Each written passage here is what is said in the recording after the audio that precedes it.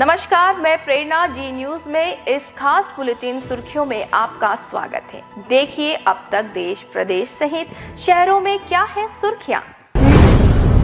छत्तीसगढ़ में साय सरकार का शपथ ग्रहण 13 दिसंबर को 2 डिप्टी सीएम के साथ 13 सदस्यों का मंत्रिमंडल संभव। पीएम मोदी और अमित शाह हो सकते हैं शामिल। छत्तीसगढ़ मुख्यमंत्री चुने जाने के बाद अब सरकार बनाने की कवायद शुरू हो गई है। CM Vishnudeo Sai 2 deputy CM समेत 10 मंत्री शपथ ले सकते हैं। नई सरकार के शपथ ग्रहण की तैयारी शुरू हो गई है। विष्णुदेव साय बने छत्तीसगढ़ के चौथे मुख्यमंत्री। रमन सिंह ने कहा, दुगनी रफ्तार से चलेगी डबल इंजन की सरकार। भूपेश बघेल बोले, न्याय की यात्रा को आगे बढ़ाएंगे। छत्तीसगढ़ के चौथे मुख्यमंत्री विष्णुदेव साय होंगे। रविवार को रायपुर में हुई बीजेपी विधायक दल की बैठक में उनके नाम पर मुहर लगी। विष्णुदेव साय को सीएम बनने पर कांग्रेस और बीजेपी के नेताओं ने बधाई दी है। वहीं केंद्रीय मंत्री अमित शाह, पूर्व सीएम रमन सिंह, रेणुका सिंह और पूर्व मुख्यमंत्री भूपेश बघेल ने भी बधाई दी है। वहीं साय की माता जसवंती देवी ने कहा कि आज मेरे बेटे को छत्तीसगढ़ की सेवा करने का सौभाग्य मिला। इससे बड़ी बात और क्या हो सकती है। बाइक चोर गिरोह से 9 बाइक बरामद। रायपुर में चोरी कर बिलासपुर में खपाया। खरीदार सहित 5 आरोपी गिरफ्तार। बिलासपुर में पुलिस ने बाइक चोर गिरोह सहित 5 खरीदार को गिरफ्तार किया। शातिर चोर ने रायपुर से बाइक चोरी कर यहां बेचा था। आरोपी युवक शादी घर और भीड़ भाड़ वाली जगहों से बाइक चोरी कर औने पौने दाम में बेच देता था। तभी आरोपियों से पुलिस ने चोरी की 9 बाइक बरामद किए। मामला सीपत थाना क्षेत्र का है। प्रदेश के 2 लाख से ज्यादा मोबाइल नंबर बंद। सबसे ज्यादा करीब 35,000 मोबाइल नंबर सिर्फ राजधानी के हैं, क्योंकि इन्हीं से हो रही थी ठगी। ऑनलाइन धोखाधड़ी में उपयोग किए जाने वाले 2 लाख से ज्यादा मोबाइल नंबरों को बंद कर दिया गया है। इसमें सबसे ज्यादा रायपुर में उपयोग होने वाले 35,000 से ज्यादा नंबर हैं। इस नंबर में न केवल लोगों को ठगा गया है, बल्कि इन्हीं नंबर से ठगी के पैसों का ऑनलाइन ट्रांसफर भी किया गया था। फिलहाल इन नंबरों को उपयोग के लिए पूरी तरह से बंद कर दिया गया। ये नंबर कंपनी की ओर से नए सिरे से भी फिलहाल किसी दूसरे कस्टमर को जारी नहीं किए जाएंगे। बिलासपुर में 5 लाख की ठगी। ठेकेदार को कार में बैठा कर ले गए बदमाश, फिर पिटाई कर लूटे रुपए। 2 आरोपियों से 1,70,000 रुपए बरामद। बिलासपुर में ठेकेदार को लिफ्ट देकर कार सवार बदमाशों ने उससे मारपीट कर 5 लाख रुपए लूट लिए। इसके बाद उसे रास्ते में छोड़कर भाग निकले। 11 दिन पुराने इस केस में पुलिस ने 2 बदमाशों को गिरफ्तार किया, जिनके पास से 1,70,000 रुपए बरामद किए हैं। मामला सिटी कोतवाली थाना क्षेत्र का है। 176 बैग के नोटों की गिनती हुई पूरी। 305 करोड़ मिले। टीटीलागढ़ में मिले थे 11 करोड़। बलांगीर के सुतपाड़ा भट्टी में लगातार आयकर विभाग की जांच चल रही। रविवार को 5वें दिन बड़ी संख्या में आयकर विभाग ने यहां पहुंचकर तलाशी ली। सुबह भट्टी के मैनेजर बंटी साहू व तिवारी को साथ में लेकर 40 से ज्यादा आयकर अधिकारी यहां पहुंचे और खबर लिखे जाने तक उनकी जांच जारी रही। आसपास की भट्टियों का हिसाब किताब सुतपाड़ा भट्टी में होने की जानकारी पाकर आयकर अधिकारी सभी डॉक्यूमेंट खंगाल रहे हैं। दूसरी ओर भट्टी व सर्वेंट क्वार्टर से बरामद नोटों की गिनती स्थानीय स्टेट बैंक ऑफ इंडिया में दिन रात चल रही है। नया सामान भी कबाड़ में बेच रहे हैं। खुले में है करोड़ों का सामान। वर्षों से रखे कबाड़ हो रहे। दक्षिण पूर्व मध्य रेलवे के अलग अलग विभागों के स्टोर और गोदामों में करोड़ों रुपए का सामान लावारिस पड़ा है। कुछ सामान तो सड़क के किनारे ही लावारिस पड़े हुए हैं, जिनकी चोरियां भी हो रही है, लेकिन पता किसी को नहीं चल रहा है।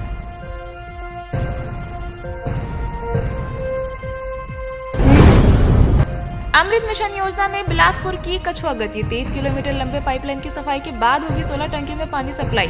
अमृत मिशन प्रोजेक्ट के मामले में बिलासपुर छत्तीसगढ़ में सबसे अधिक फिसड्डी साबित हुआ है। प्रोजेक्ट का ठेका इंडियन ह्यूम पाइप कंपनी को दिया गया।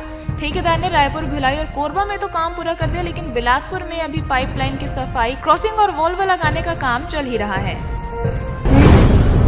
एनजीटी के आदेश का नहीं कर रहे थे पालन, अब आदेश जारी। प्रदेश में 1500 से ज्यादा खदानों की ईसी रद्द। अब खनन पर रोक। छत्तीसगढ़ में गौण खनिज की 1500 से ज्यादा खदानों की ईसी यानी पर्यावरण स्वीकृति निरस्त कर दी गई है। इसके साथ ही पत्थर, चूना, मिट्टी, मुरूम और रेत खदानों में खनन पर भी रोक लगा दी गई है। अब जब तक इन खदानों के पट्टेदार राज्य स्तरीय पर्यावरण प्रभाव मूल्यांकन प्राधिकरण से ईसी नहीं लेंगे, खदानें नहीं चला पाएंगे।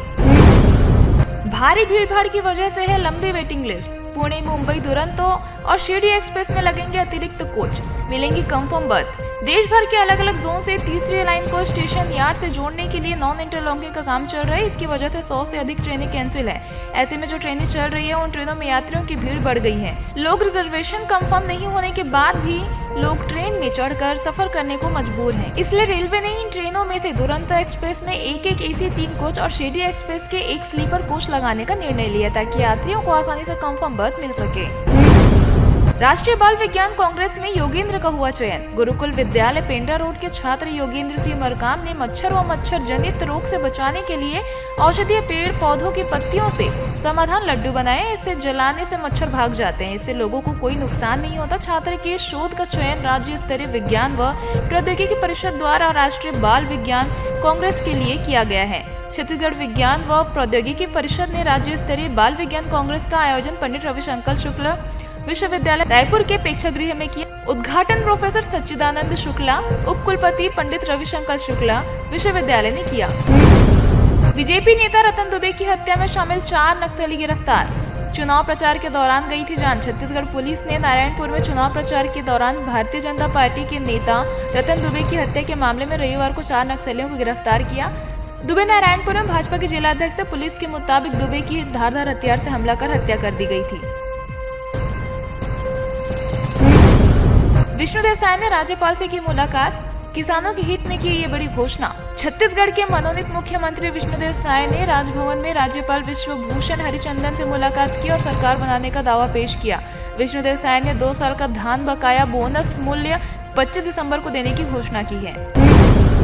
स्कूली बच्चों से भरी बस मैनपाट के पहाड़ी क्षेत्र में उतरते समय कालीघाट के पास दुर्घटनाग्रस्त हो गई। इस हादसे में 2 बच्चों को गंभीर रूप से घायल हो गए हैं, वहीं 16 लोगों को मामूली चोटें लगी हैं, जिन्हें उपचार हेतु अंबिकापुर मेडिकल कॉलेज अस्पताल में भर्ती कराया गया है। बताया जा रहा है कि बस का स्टीयरिंग फेल हो गया था, जिसके कारण चालक बस के ऊपर नियंत्रण खो बैठा यह और दुर्घटनाग्रस्त हो गई।